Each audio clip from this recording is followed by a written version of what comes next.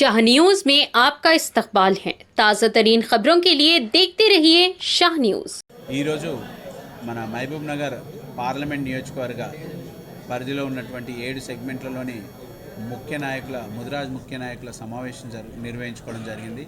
ఇందులో భాగంగా ఏంటంటే ప్రతి నియోజకవర్గంలో ఉన్నటువంటి మండల మరియు గ్రామ స్థాయి నుంచి కమిటీలన్నింటినీ కూడా మళ్ళీ రీవ్యాంప్ చేసుకుంటూ యాక్టివ్గా ఉన్న వాళ్ళని యాక్టివ్ పార్టిసిపేషన్ ఇస్తూ ఇప్పటివరకు సర్వీస్ చేసిన వాళ్ళకి ప్రమోషన్ ఇస్తూ వాళ్ళకి గ్రామంలో ఉన్న వాళ్ళని మండల్లో ఉన్న వాళ్ళని జిల్లాలో ఉన్న వాళ్ళని రాష్ట్ర కార్యాలయానికి అలా యొక్క మొత్తం మా కమిటీలన్నింటినీ కూడా రీవ్యాంప్ చేసుకుంటూ యాక్టివ్గా ఉన్నటువంటి ప్రతి గ్రామంలో యాక్టివ్గా ఉన్నటువంటి ప్రతి 10 మంది ముదిరాజ్ యువకులను మరియు యువతులను అలాగే ఇంటలెక్చువల్స్ అక్కడ గ్రామంలో ఉన్నటువంటి వాళ్ళని అందరినీ కూడా ఐడెంటిఫై చేసి స్టేట్ కమిటీకి వాళ్ళ యొక్క డేటాని ఇస్తే మనము ఇప్పుడు రాబోయే రోజుల్లో ఏదైతే బీసీ కులగణన ఏదైతే జరుగుతుందో మన బీసీ సెన్సస్ ఏవైతే చేద్దామని రాష్ట్ర ప్రభుత్వం ప్లాన్ చేస్తుందో ప్లాన్కి అనుగుణంగా మనకు ఉన్నటువంటి కరెక్ట్గా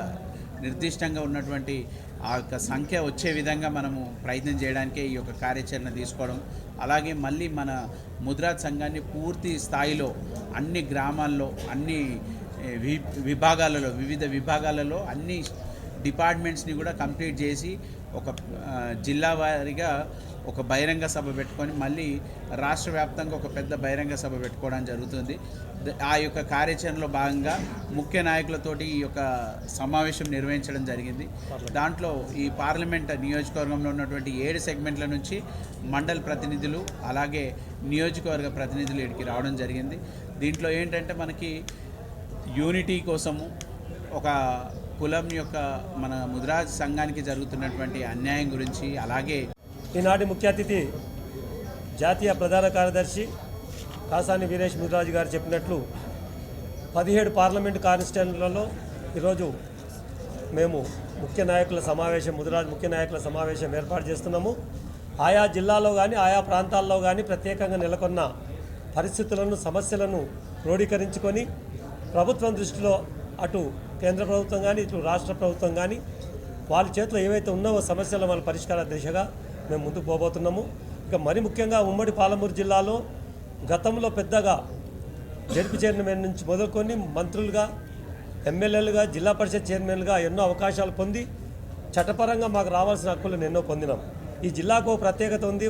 వలస కార్మికులు అన్నది పాలమూరు లేబర్గా ఫేమస్. అటువంటి వలసల్లో ఎక్కువ కూడా ముదిరాజులే ఉన్నారు. వాళ్ళకు పునరావాసం కల్పించాలనేది ఒకటి సంకల్పం. ఈ సందర్భంగా ప్రభుత్వాన్ని డిమాండ్ చేస్తున్నాం. ఆ తర్వాత ఇక్కడ ఇంతకుముందే మా జాతీయ ప్రధాన కార్యదర్శి చెప్పినట్లు నిన్న కూడా బాల్నగర్లో హేమాజ్పూర్ చెరువుపై వేరే కులస్తులు వచ్చి దాడి చేయబోయారు.